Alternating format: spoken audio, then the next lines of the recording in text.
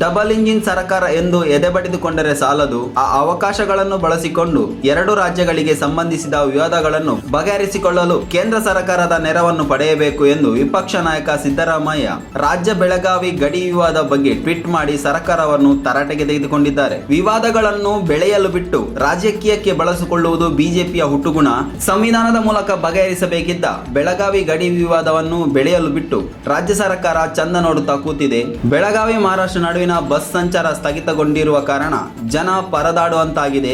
ಎರಡು ಕಡೆಗಳಲ್ಲಿ ಜನ ಉದ್ರಿಕ್ತರಾಗಿದ್ದಾರೆ. ರಾಜ್ಯ ಸರ್ಕಾರ ತಕ್ಷಣ ಮಧ್ಯಪ್ರವೇಶ ಮಾಡಿ ಶಾಂತಿ ಕಾಪಾಡಬೇಕು. ಮಹಾರಾಷ್ಟ್ರದಲ್ಲಿರುವ ಕನ್ನಡಿಗರ ವಿರುದ್ಧ ಅಲ್ಲಿನ ಸರ್ಕಾರ ಅತಿರೇಕದ ಕ್ರಮಗಳಿಗೆ ಮುಂದಾಗಿರುವುದು ಮುಖ್ಯಮಂತ್ರಿ ಬಸವರಾಜ ಬೊಮ್ಮಾಯಿ ಅವರು ಆ ರಾಜ್ಯದ ಮುಖ್ಯಮಂತ್ರಿಗಳನ್ನು ಸಂಪರ್ಕಿಸಿ ಮಹಾರಾಷ್ಟ್ರದ ಕನ್ನಡಿಗರಿಗೆ ಸೂಕ್ತ ರಕ್ಷಣೆ ನೀಡಬೇಕು ಎಂದು ಸಿದ್ದರಾಮಯ್ಯ ಟ್ವೀಟ್ ಮಾಡಿದ್ದಾರೆ. ಬೆಳಗಾವಿ ಗಡಿ ವಿವಾದ ತಾರಕಕ್ಕೇರಿದ್ದು ಈ ಬಗ್ಗೆ ಬಸವರಾಜ ಬೊಮ್ಮಾಯಿ ಸರ್ಕಾರ ಯಾವುದೇ ಕ್ರಮ ಕೈಗೊಳ್ಳದೆ ಮೌನವಾಗಿರುವುದರ ವಿರುದ್ಧ ಸಿದ್ದರಾಮಯ್ಯ ಅವರು ಟ್ವೀಟ್ ಮೂಲಕ ಪ್ರತಿಕ್ರಿಯಿಸಿದ್ದಾರೆ.